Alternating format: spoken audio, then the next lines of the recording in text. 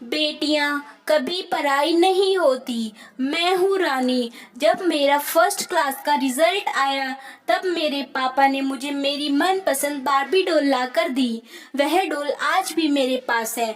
जब मैं fourth class में थी तो उस समय मुझे साइकिल चलाने का शौक पैदा हो गया था। पापा ने मुझसे पूछा, क्या तुम चला लोगे साइकिल? मैंने भी कह दिया, हाँ चला लूंगी। बस फिर क्या था, फौरन पापा मार्केट गए और मेरे लिए प्यारी सी साइकिल लाकर मुझे दी।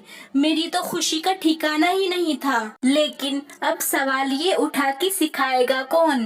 पापा तो हमेशा काम में बिजी रहते थे और भाई को तो अपने दोस्तों के साथ खेलने से फुर्सत नहीं थी।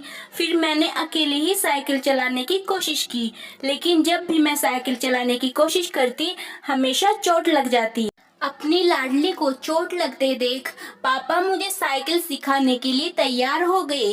अब पापा मुझे हर रोज शाम को साइकिल सिखाने ले जाते और उस समय तो मेरा डर बिल्कुल ही खत्म हो जाता, क्योंकि मैं जानती थी कि मेरे पापा मेरे ही साथ है और अगर मैं गिरने भी लगूंगी तो पापा संभाल लेंगे।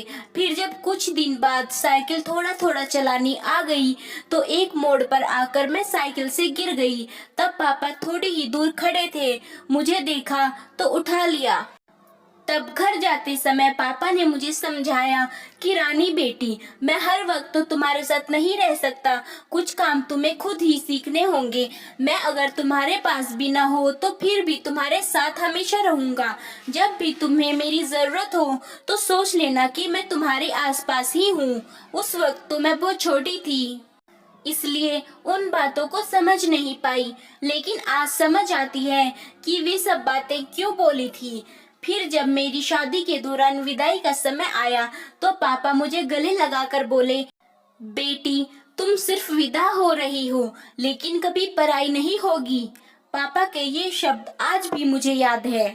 आशा करती हूँ कि कहानी आपको पसंद आई होगी। इस कहानी पर आपकी क्या राय है हमें कमेंट करके जरूर बताएं।